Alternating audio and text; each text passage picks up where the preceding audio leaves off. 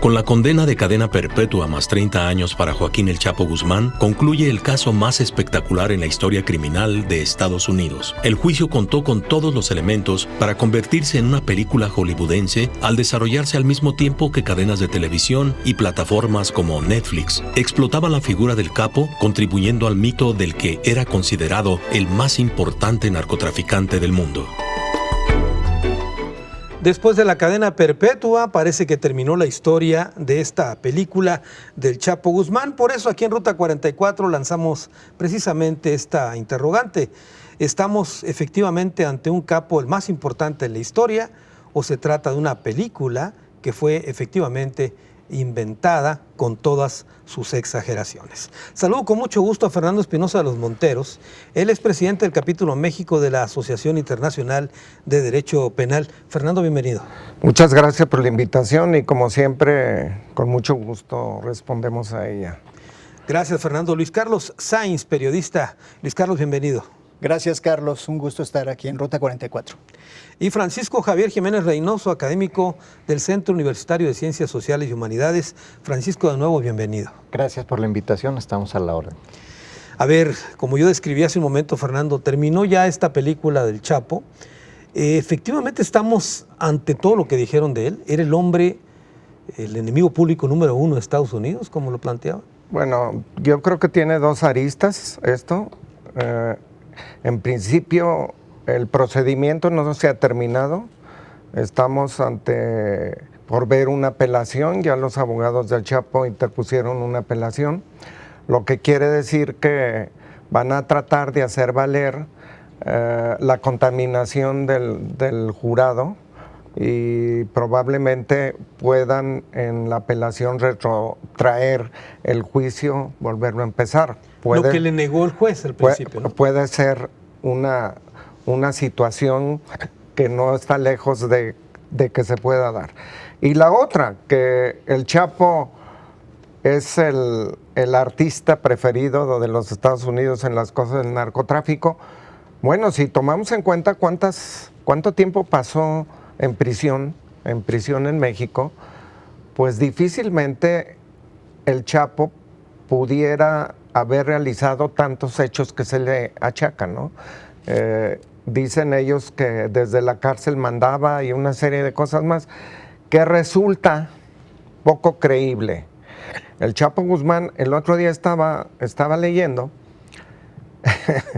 el gobierno mexicano y el gobierno norteamericano ya se andan peleando por el intestado de los bienes del Chapo, y resulta que los bienes del Chapo oficialmente no van más allá de 5 millones de pesos, una casa, unas joyas, unas armas, y eso es todo lo que le han incautado al Chapo. Y si tú, por ejemplo, ves la sentencia del Chapo, que aquí traigo un extracto de la sentencia dictada en los Estados Unidos. Los Estados Unidos dicen que el Chapo pertenecía a una empresa criminal de las más importantes que se hayan dado en el mundo y que fue jefe de lo que nosotros conocemos como el cártel de Sinaloa por muchísimo tiempo. Cosas que se contradicen, porque ¿cuánto tiempo estuvo en la cárcel aquí en Guadalajara? ¿Cuánto tiempo estuvo en el altiplano? ¿Y cuánto tiempo ha estado en libertad? Desde que él toma una fama importante, que es a raíz de la muerte del cardenal Posadas, cuando supuestamente confunden al cardenal Posadas con el Chapo y matan al cardenal Posadas. Es realmente el punto de partida del Chapo como primera figura dentro de las organizaciones criminales en México, que antes no lo era. Y si nosotros vemos esto, pues realmente creo que no se puede llegar a la conclusión que el Chapo haya sido el hombre que dice el gobierno de los Estados Unidos que fue para la delincuencia. A ver, Luis Carlos, tú que manejas muy bien esto de las estadísticas y el tema de las prisiones, ¿cuántos años estuvo preso el Chapo en México, en Estados Unidos, en el altiplano. El Chapo Guzmán estuvo preso del 7 de junio de 1993 al 19 de enero de 2001 aquí en Puente Grande, cuando se escapa. 8 o 9 años, algo 8 o 9 años preso. Ahorita no saqué la cuenta. Y lo recapturan en febrero de 2014 en Mazatlán. Es decir, estuvo poquito más de 13 años prófugo. Y dura hasta el 12 de julio de 2015 cuando se fuga por segunda ocasión. Y lo recapturan el 8 de enero de 2016. Y de ahí ya estuvo en el altiplano como menos de un año, porque lo mandaron al Ceferezo 9 en Ciudad Juárez, que cuando llega la extradición en enero de 2017, lo mandan a Estados Unidos. ¿Tú coincides con Fernando de que es demasiado o es poco tiempo para haber hecho esa fortuna, o coincides o estás de acuerdo en este mito que se le ha creado en torno a él, de que sí efectivamente es el más poderoso narcotraficante de la historia? A mí me parece increíble que cuando lo detienen en el 93 nada más era un narcotraficante. Uno como el Güero Palma, como había muchos, ¿no? De esos que habían salido del cártel de Guadalajara, del grupo de Félix Gallardo. Estuvo en prisión de 93 a 2001 y cuando se escapa en 2001, 1 o 2 años después dicen que él es el líder del cártel de Sinaloa y lo ponen pues ya a la par de el entonces ya fallecido Amado Carrillo Fuentes y otros capos del narcotráfico, lo que me parece muy increíble. Como si estuvo en prisión, le iban a rendir pleitesía a una persona presa, por más que dicen que se hizo la federación y apoyaron económicamente para pagar su juicio, ¿no? Sus procesos penales, la defensa. Entonces a mí me parece que fue un narcotraficante que infló el mismo gobierno mexicano y que después de echarlo a correr, pues andaba como persiguiéndolo, ¿no? Hasta que finalmente lo atrapan en el sexenio que acaba de concluir. Para el efectismo de capturar un pez gordo. Así es, como muchos otros capturaban. Y luego viene esa coyuntura del cambio en Estados Unidos de Obama a Donald Trump, y justo en el día que uno sale y un día antes de que el otro entre, se hace la entrega, no se materializa la extradición, que en otros narcotraficantes pues se le ha batallado mucho para poderlos extraditar y a él de pronto como que se aceleró todo para esa fecha. Ahora, después vienen también en los tiempos que corren, es decir, el tema de los medios de comunicación, las plataformas, las series de televisión, que luego le tocaron pues ensalzar esa figura. Así es que ahora pues hemos visto las transmisiones que se hacen desde Estados Unidos, desde Nueva York, y ya hay 1 o 2 libros en librerías ya que tienen el juicio del Chapo Guzmán, el juicio del siglo. El juicio del siglo, muy Así bien. es. ¿Estamos efectivamente ante el criminal del siglo, Francisco? Mediáticamente sí, no lo dudo, por todo lo que se ha dicho, se ha hecho, cómo lo han inflado las autoridades mexicanas y las mismas autoridades norteamericanas, desde el punto de vista mediático. Desde el punto de vista real, en mi opinión, no es el criminal del siglo, ¿no? Como no es como, ahora sí que el León no es como lo pintan, no lo pintan como un hombre muy poderoso, como si cuando lo capturaran se iba a acabar el narcotráfico en América. En la lista de Forbes, como los más ricos del mundo. Claro, inflado totalmente. Yo creo que sí es un hombre poderoso, por supuesto, pero es como, digamos, la punta de un iceberg. Esto es, recordemos que el iceberg asoma el 5% del cuerpo total. Y en el cuerpo total, ahí hablamos de que están inmiscuidos otras cabezas muy poderosas, muy inteligentes. Para mí, al Chapo, su peor enemigo fue él mismo.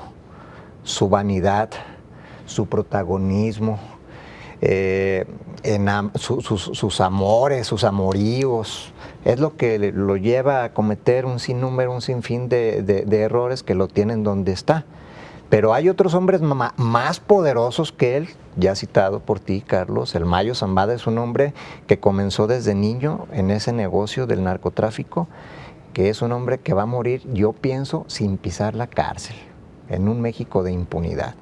Que precisamente aquí el Chapo, ahora sí que la tercera parece ser que va a ser la vencida, ya en Colorado, pero aquí hizo lo que quiso, prácticamente. Al fugarse de penales, de cárceles de alta seguridad, que en realidad por la corrupción, no ineficacia solamente, sino por autoridades corruptas que compraba con su dinero, el dinero es poder por supuesto, y lograba escaparse de un modo o de otro. Pudiéramos recapitular, Fernando, Luis Carlos, el mismo Francisco, ¿quién era el Chapo? Si pudiéramos decir quién es el Chapo, digamos la verdadera historia y no la de Netflix. O sea, ¿quién era el Chapo? Bueno, pues es una persona... ¿Cómo nació? Que ¿Cómo surgió? en el común del pueblo mexicano puede surgir de clase muy baja, con pocas posibilidades de desarrollo, de educación, de trabajo, y que se crea en ese mismo ambiente de lo que es el narcotráfico, y desde muy pequeño, inducido por su propia familia, empieza a hacer actividades de este tipo, y que sí efectivamente logra ir escalando algún tipo de jerarquía dentro de la jerarquía criminal del narcotráfico, que le traen como consecuencia una fama y un señalamiento como el principal introductor de drogas en los Estados Unidos. Pero si ustedes ven el resumen de la sentencia del Chapo, le achacan 150 kilogramos de cocaína por mes. Entonces... ¿Eso es lo que dice la sentencia? Sí. No toneladas. No toneladas. Hay muchas contradicciones incluso en la sentencia norteamericana. A ver, Fernando, nos ganó el tiempo tengo que hacer una pausa. Si quieren regresamos sí, para que concluya la idea con este tema de la sentencia del Chapo Guzmán.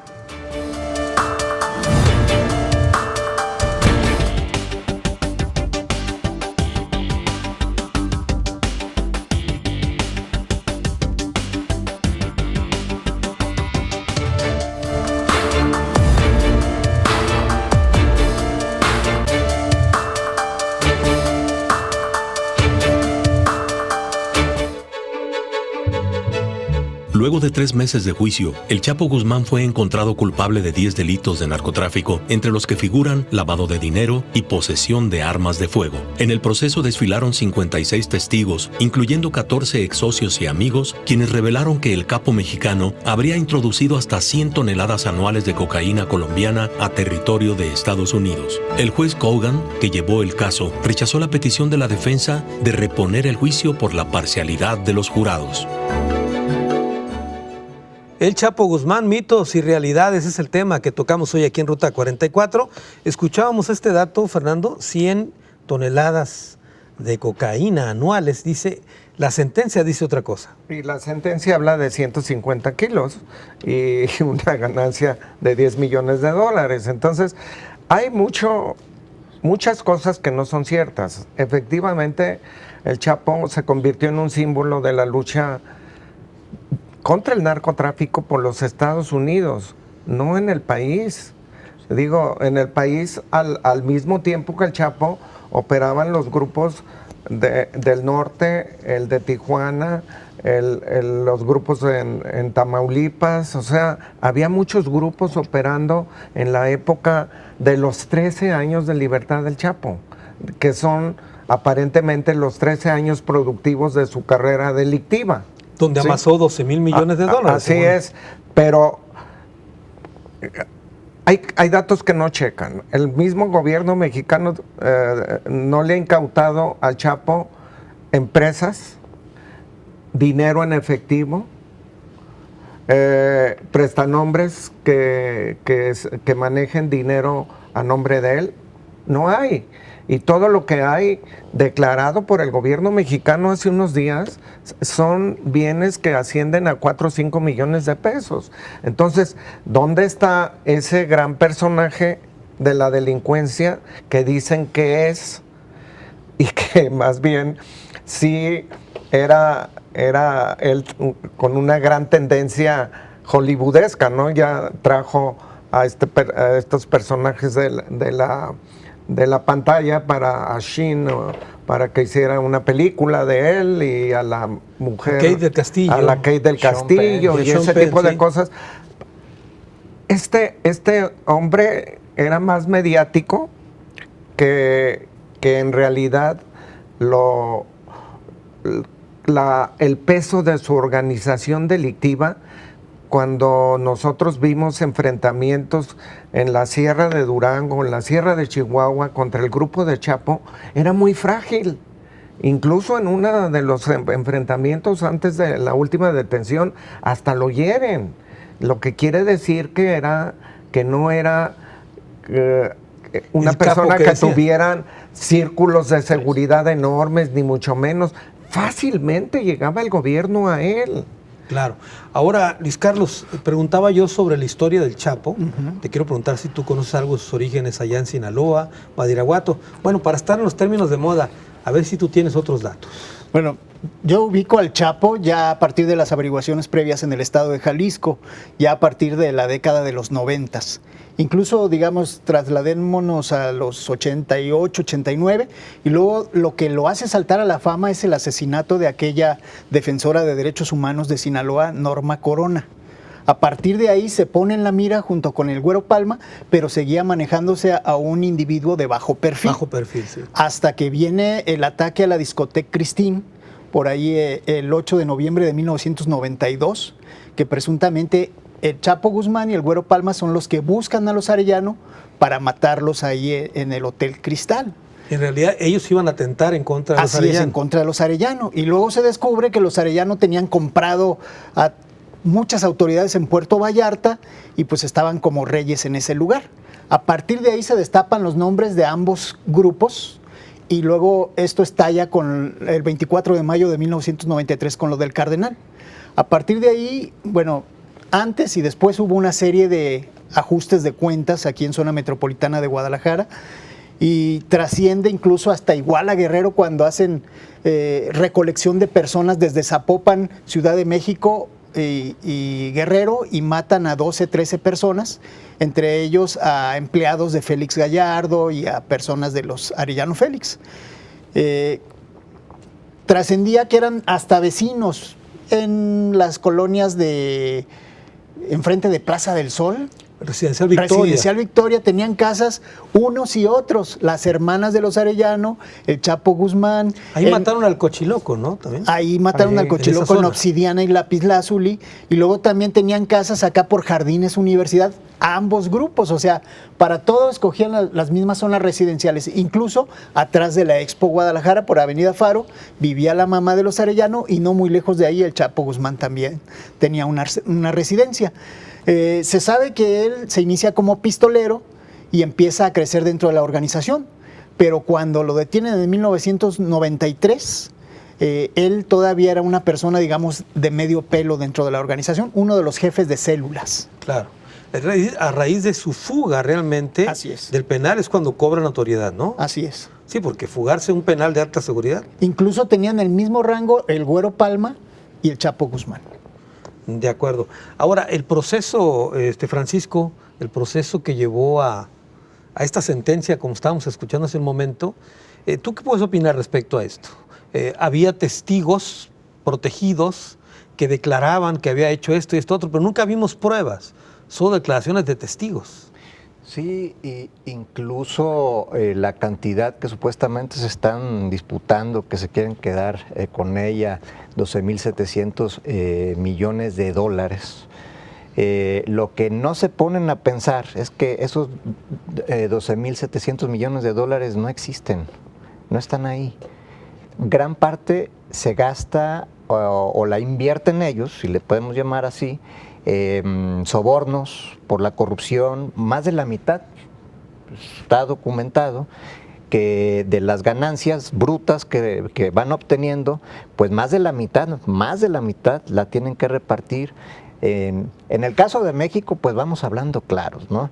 En financiar campañas, en repartirle a los políticos, a los gobiernos federales, estatales y municipales para que los permitan operar.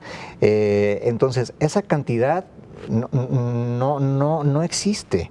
Y el Chapo Guzmán, continuando con quién es, pues desde mi punto de vista, es un hombre amado por muchos, es el Pancho Villa del siglo XX y siglo XXI, el Chucho el Roto, el que obtiene cantidades fuertes de un modo u otro a través del narcotráfico para ayudar a los pobres, y es amado, tan amado que llegó a congregar a cientos de personas exigiendo su liberación de un narcotraficante.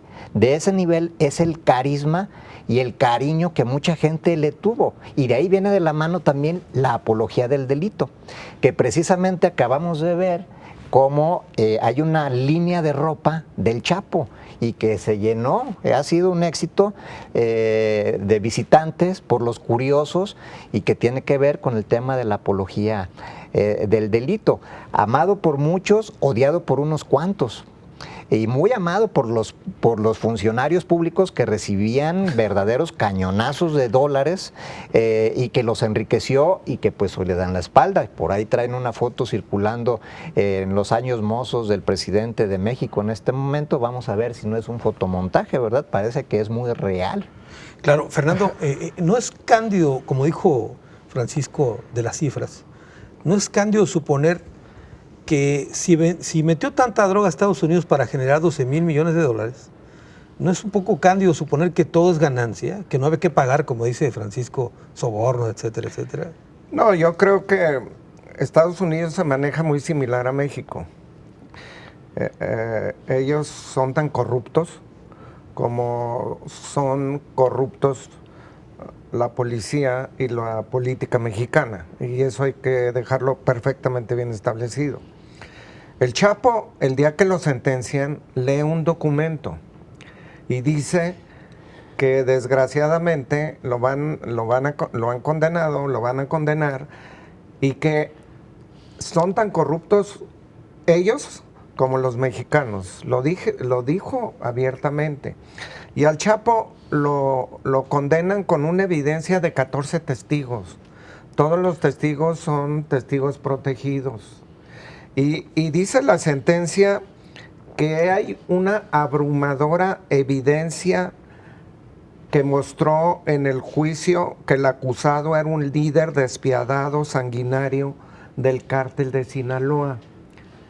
Pero si ustedes revisan las pruebas que existen en el juicio, pues hablan de crímenes. Todavía testificó un testigo especial el día de la sentencia, una mujer que fue a decir que habían matado a un pariente de ella. Al Chapo lo condenan en la sentencia a pagar la reparación del daño de toda la gente que mató, pero la misma que dicen que mató en Estados Unidos, pero la misma sentencia dice que de esa gente todos se desistieron por cobrar la reparación del daño al Chapo. Todos, solamente uno no. Entonces, lo que quiere decir que es algo que nosotros hemos visto muy repetidamente en la autoridad norteamericana, en el caso de Machain, en el caso de Zuno, donde en el caso de la gente de la DEA Camarena, donde dicen que vieron cómo torturaban a la gente camarena en el juicio que le hicieron a Machain, 300 y tantos testigos. Si uno se para ahí en la casa donde dicen que torturaron a Machain, pues para que hubiera 300 testigos, debieron de haber puesto en un estadio de básquetbol. Un estadio, sí, un estadio. Mira, ve cómo lo están torturando. Estados Unidos, las evidencias que maneja realmente no son de peso. Lo lastimoso de esto es, para mi gusto de ver, es la incapacidad del gobierno mexicano para juzgar al Chapo Guzmán y retenerlo en cárceles mexicanas. Esto es fundamental. ¿Por qué esta incapacidad? Porque todos están metidos en el ajo. esa es la verdad. Pero también esta incapacidad muestra el entreguismo que hay de nuestro país hacia los Estados Unidos, que inmediatamente lo entregan y dicen, júzguenlo allá. Pero lo están juzgando por muchos hechos cometidos en México. Aquí mismo la sentencia lo está estableciendo. Entonces, ¿qué va a pasar de aquí en adelante? A nuestros delincuentes los van a juzgar en Estados Unidos. Creo que esto es vergonzoso, no solamente para el Estado de Derecho mexicano, sino es vergonzoso para el país, que tenemos que entregar los delincuentes mexicanos para que con cierta seguridad sean juzgados en Estados Unidos, y allá les cobren lo que cometieron en México. Por Dios, esto no puede ser. ¿En qué país vivimos? Vamos a ir a una pausa. Cuando regresemos, le voy a preguntar a Luis Carlos que nos platique un poco del llamado Alcatraz de la Rocallosa, donde está el Chapo ahora recluido.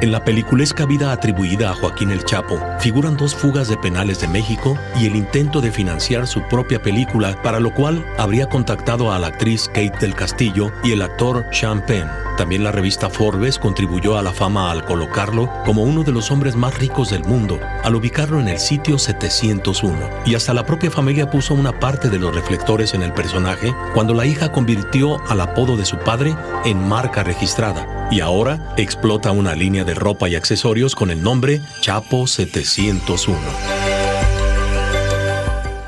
El Chapo Guzmán, mitos y realidades, el tema que tocamos en esta ocasión en Ruta 44. Luis Carlos Sainz, ibas a comentar algo de los procesos pendientes, ¿no? Sí, el Chapo Guzmán dijo en esa lectura de esa carta que no se había hecho justicia en su caso, ¿no? Que no se había hecho justicia en Estados Unidos, no se había hecho justicia en México. Y tiene razón en el caso de México, porque aquí no se hizo justicia al quedar 10 procesos penales pendientes. Es decir, se lo llevaron sin que se sentenciaran esos asuntos. En el Estado de México, Ciudad de México, Jalisco, Baja California y Baja California Sur. O sea, hay procesos penales abiertos contra el Chapo. Contra el Chapo Guzmán. Uno de cuando se fugó, que no fue por la fuga propiamente, sino por el cohecho y delincuencia organizada en el Ceferezo 2.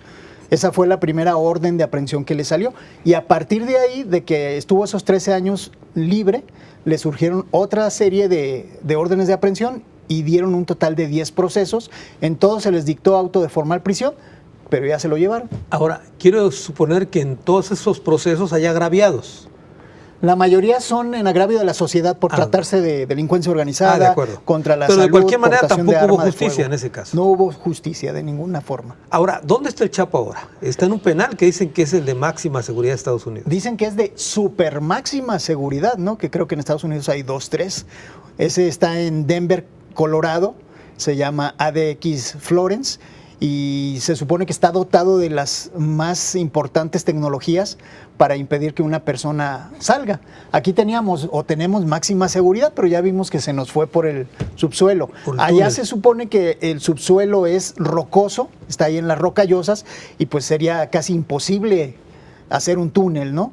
Aquí en Puente Grande tampoco hemos tenido fuga por túnel porque el subsuelo también es muy difícil. Es un penal que tiene a los, digamos, de los más importantes criminales de Estados Unidos, pero también ahí están varios capos del narcotráfico mexicanos. Entre ellos está Osiel Cárdenas Guillén, Javier Arellano Félix, y el viernes pasado acaba de salir un personaje que estábamos familiar de uno de los que estábamos mencionando aquí, que es Miguel Caro Quintero. Él presuntamente salió el pasado viernes, ¿no? Y del penal de aquí de Jalisco. Así es. Ahora, me quedé pensando en el penal de Puerto Vallarta, que ese tiene suelo blandito y aparte está junto a una loma increíble. Sí, el de Ixtapa dicen que es de lo más inseguro. Afortunadamente no ha habido fugas, ¿no? Ahora, este penal incluso creo que está el Unabomber también ahí en el penal donde va a estar. El Unabomber, exactamente. Sí. Es uno de los varios, digamos, porque ellos también tienen sus sus delincuentes importantes, principalmente vinculados con la cuestión del terrorismo. En la parte de los bienes que mencionaban y que se ha hecho mucha polémica y que hace unos días Estados Unidos dijo una cosa y que México dijo otra y que ahora dicen que se los van a compartir esa fortuna que no se sabe si exista, pues nada más mencionarles que desde 2001 existe por ahí un acuerdo, un memorándum que se llama de entendimiento entre el gobierno de los Estados Unidos mexicanos y el de los Estados Unidos americanos en materia de compartimiento de bienes decomisados en procedimientos penales. Se firmó el 4 de septiembre de 2001 en una reunión de la Comisión Binacional México-Estados Unidos, y ahí se trata y ahí se arregla, ahí se define claramente la cuestión de para quién son los bienes, si intervino Estados Unidos, si no intervino, claro, y sí, ellos se ponen de acuerdo en los porcentajes. En los bienes, en el caso de que los encuentren, porque luego dice Francisco que tiene 2,000 empresas en el mundo, el Chapo, que estaba en Rusia, que estaba en todos lados. Mitos, yo pienso que no son más que mitos, distractores, que hombres muy poderosos políticamente fueron cobijados con la fortuna que generaba una organización, no un hombre, una organización, sí, con una gran penetración en el mundo, en varios continentes ha penetrado el cártel de Sinaloa, con una disputa que se está librando en este momento feroz con el cártel Jalisco, precisamente, por los territorios. Ahora tenemos no solamente la disputa y las peleas entre los cárteles, sino ya surgió un nuevo concepto, en mi opinión, que son los placeros, o sea, quienes controlan ciertas plazas, o sea, se ha venido reduciendo los espacios, atomizando exactamente, y que pareciera ser que el narcotráfico es una política de Estado. Qué grave lo que estoy diciendo, ¿verdad? Sí, pero lo explico por qué. Si consultamos cuántos son los detenidos por consumir drogas en la vía pública, que podría ser una falta administrativa, en el estado de Jalisco, vía transparencia, se dice que son 35. 35. Cuando sabemos que al permitir y al fomentar la legalización de la marihuana, entre otras drogas, como ella es la cocaína, el opio, entre una lista que está en la Ley General de Salud a nivel nacional, con dosis permitidas para su portación, pues es muy grave que las autoridades no sancionen, no castiguen. Pareciera ser que se trata de fomentar el consumo de las drogas. Luego entonces no se mandan solos los que venden las drogas, tienen sus controladores, tienen sus placeros. Luego vienen las peleas feroces y lo que el gobierno dice es que se están matando entre ellos. Luego vienen la multiplicación en el estado de Jalisco de las llamadas casas de seguridad. ¿Por qué se llaman casas de seguridad? Son seguras para ellos, para los grupos del crimen organizado, para poder llevar a cabo sus propósitos, que en realidad son casas multipropósitos o multiusos. Primero, ahí van a llevar a las personas que levantan, coloquialmente hablando. Ahí los pueden o los torturan. Ahí los pueden o los descuartizan. Y finalmente, ahí los entierran. O sea, todo el paquete completo es lo que sucede en una casa de seguridad. Que por ahí me publicó un medio de comunicación, por cierto, de chiripa, las autoridades llegan a dar con las casas de seguridad. Primero, porque van huyendo, escapan personas de las casas de seguridad y le dicen a la autoridad.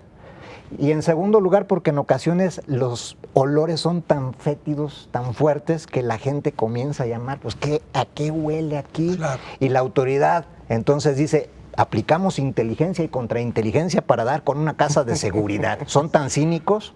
Que claro. Eso dicen. Fernando, ¿efectivamente estamos ante una empresa transnacional, como dicen que tenía el Chapo? Bueno, yo creo que el Chapo sí logró hacer una empresa criminal que comandó en los 13 años de libertad productiva, más o menos que refiere Carlos. Pero de eso a que haya sido la empresa criminal más importante que operaba en México, yo no creo que sea cierto, porque las pruebas que existen en los sumarios mexicanos, en los 10 procesos mexicanos y en el proceso norteamericano, no demuestran eso. No hay esa contundencia de que manejaba toneladas y toneladas de droga que podía introducir a los Estados Unidos de Norteamérica. No lo hay. No hay esa organización para hacer que el dinero de Estados Unidos bajara a México y le llegaran grandes cantidades de dinero a través de las rutas, como baja el dinero en los Estados Unidos, que hay muchas formas de hacerlo. Yo creo que es un cartel que fue importante, no el más importante de México, porque el más importante cartel de México yo creo que no está en el terreno de los criminales. Yo creo que tenemos que buscarlo por allí, por Chapultepec, en la Ciudad de México, ¿no? Allí debe de estar la sede del cartel más importante que opera en este país. Esto a mí me queda muy claro. Los jefes no son ellos. Los jefes son los que están en el gobierno. Fernando, a la luz del derecho internacional, tú formas parte de una asociación internacional de derecho penal. ¿Cómo visualizas tú y qué calificativo le darías a todo el proceso contra el Chapo? A la luz del derecho internacional. Bueno, en un principio hay una gran debilidad del Estado mexicano demostrada. Hay una gran sumisión también del Estado mexicano hacia los Estados Unidos. Hay un dato muy interesante que se dio a conocer aquí en la mesa. Al Chapo lo usan como regalo para el actual presidente Donald Trump. O sea, un día antes de tomar posesión se extradita al Chapo Guzmán como un presente o una moneda de cambio, ¿no? Creo que en realidad el Chapo Guzmán no es el delincuente importantísimo que todo mundo pone en la noticia, sino el Chapo Guzmán es producto de una justificación política entre dos estados, entre el Estado norteamericano y el Estado mexicano, para demostrar que uno lucha contra la introducción de drogas a su país y el otro está luchando para que los narcotraficantes sean castigados. Pero en realidad el trasiego de droga se hace por muchos rumbos, se hace por muchos grupos hacia los Estados Unidos. Lo grave de este problema es que Estados Unidos demanda droga y todas las drogas del mundo, si nosotros vemos la ruta de todas las drogas del mundo, llegan al mercado más importante que es los Estados Unidos. El negocio de la droga en Estados Unidos significa 800 mil millones de dólares anuales. Pero esos 800 mil millones de dólares no son todos para los narcotraficantes, sino son para los distribuidores, para los políticos, para la policía, para todo mundo. Es un botín que se distribuye entre todos los sectores del poder en Estados Unidos y del poder en México. Y esto hay que dejarlo totalmente claro. Estados Unidos ha implantado una política en contra de que el dinero que produce la economía del narcotráfico no salga de su frontera, porque es un problema de seguridad nacional.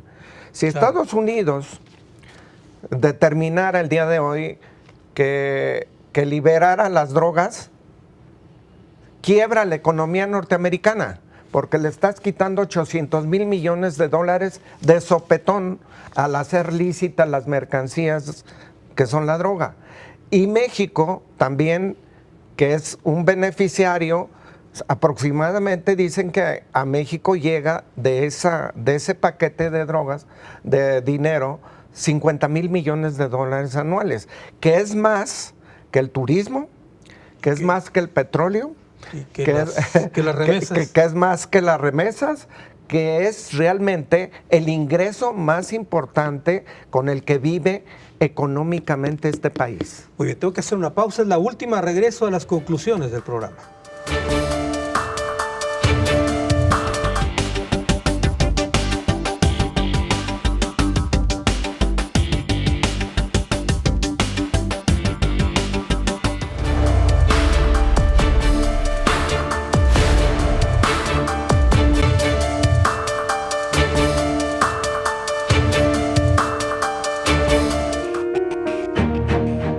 Inmediatamente después de la sentencia, Joaquín El Chapo Guzmán fue enviado en un helicóptero al penal que alberga a los delincuentes más peligrosos de Estados Unidos. Se trata de la ADX, Administrative Maximum Facility, también llamada la Alcatraz de las Rocallosas. El Chapo estará confinado en una celda de concreto y acero de 2.1 metros por 3.6 metros durante 22.5 horas al día. Tendrá como compañeros de prisión a Ted Kaczynski, el Unabomber, el atacante del maratón de Boston, Dzhokhar Tsarnaev, y el guerrillero de las FARC de Colombia, Simón Trinidad. El Chapo Guzmán, mitos y realidades, el tema de esta ocasión aquí en Ruta 44. Estamos llegando a la parte final del programa. Vamos a las conclusiones. Comienzo contigo, Francisco. Bueno, creo que sin duda alguna un hombre muy poderoso. Eso no lo dejo en duda. Un hombre que se dice, y sí lo creo, llegó a invertir millones de pesos, o incluso me atrevo a decir de dólares, en campañas políticas de personajes que estuvieron en el poder y que probablemente van a estar obteniendo los norteamericanos lo que les gusta tener, que es poder, a través de la información.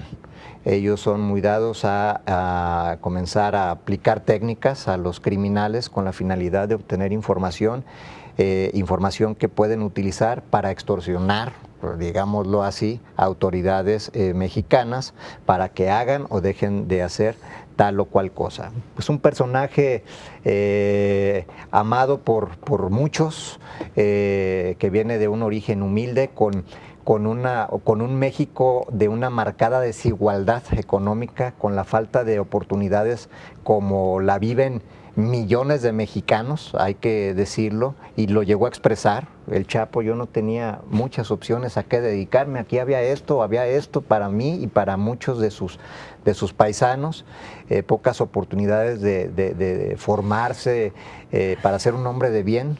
Y lo que tenía pues era el narcotráfico, al cual se dedica y llega a ser un hombre altamente poderoso, un personaje que, estando en la misma prisión de Colorado en Estados Unidos, sigue dando de qué hablar con el tema de la apología del delito, y pues que considero que se seguirá hablando de una leyenda mexicana por lo que hicieron los medios de él principalmente.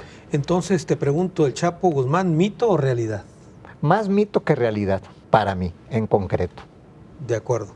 Luis Carlos Sainz, tus conclusiones. Coincido con Francisco en cuanto a lo poderoso que fue el Chapo Guzmán, y creo que todavía hay parte de ese poder por aquí expandido, sobre todo en Sinaloa, en Jalisco, en algunos estados, pero no era ese supernarcotraficante que finalmente nos quisieron vender las autoridades, los Estados Unidos, y también la construcción del imaginario social.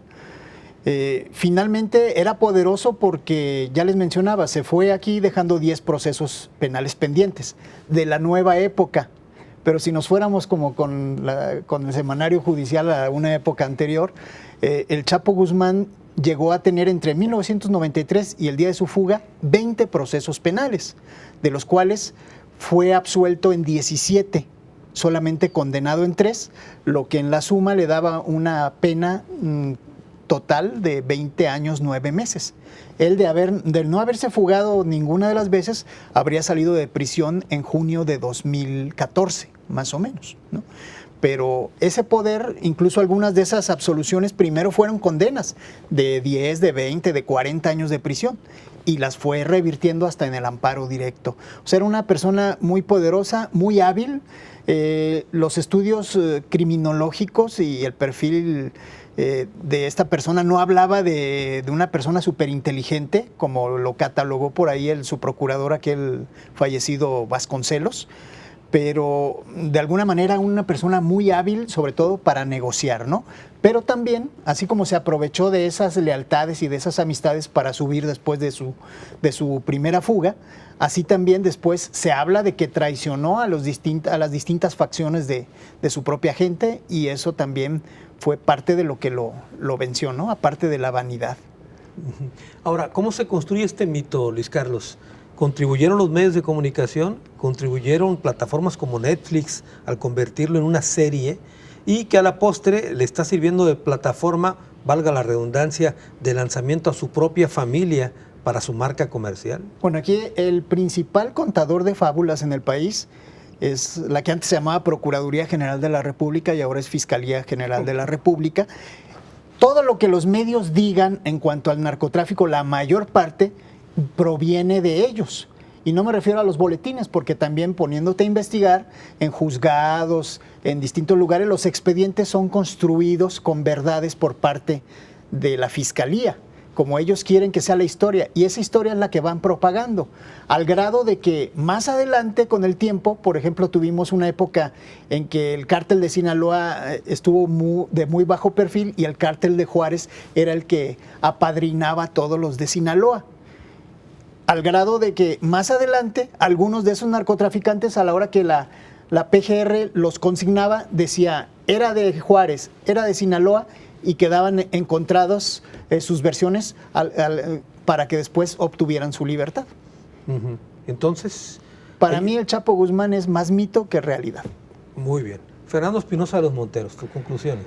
Yo creo que el Chapo Guzmán sin duda es un hombre inteligente que se desempeñó hábilmente en un ambiente de corrupción política en todos los niveles del Estado mexicano, no solamente a nivel policíaco, sino a nivel político, del nivel más pequeño hasta los niveles más altos. Tuvo esa gran habilidad de ser un buen relacionista público que tuvo interferencia con mucha gente del poder, ¿sí? Gracias a eso creció. Aquel pagaba impunidad en un sistema corrupto, creó su empresa criminal, que no fue nunca la empresa criminal más importante de este país, porque incluso en los últimos tiempos él compartía de alguna forma con otros personajes el manejo del cártel de Sinaloa. Él no siempre ha sido el líder indiscutido y único del cártel de Sinaloa. Hay otros personajes que están más atrás, pero que son parte de la misma construcción de esta empresa criminal. Las empresas criminales, como la que él construyó, se desarrolló y se pudo desarrollar gracias en principio a su inteligencia y gracias también al ambiente de corrupción que existe en este país. El Chapo Guzmán crece mediáticamente, yo señalaba desde la muerte del cardenal Posadas, y después se convierte en un mito porque casi todas las acciones delictivas, más en Jalisco, eran muy relacionadas con el cártel de Sinaloa y siempre casi tendían a la figura del Chapo Guzmán, después a los hijos del Chapo Guzmán, o sea, a la familia del Chapo Guzmán. Pero el Chapo Guzmán ahora le tocó pagar lo que había construido. O sea, él construyó, creció y ahora le toca dar cuentas. No le toca dar cuentas porque no es realmente un acto de justicia, como ya lo analizamos aquí, porque si fuera un acto de justicia se hubiera juzgado en México y hubieran recaído primero las sentencias de México y después México debería de haberlo entregado a Estados Unidos para que Estados Unidos lo juzgara ya por los delitos cometidos allá.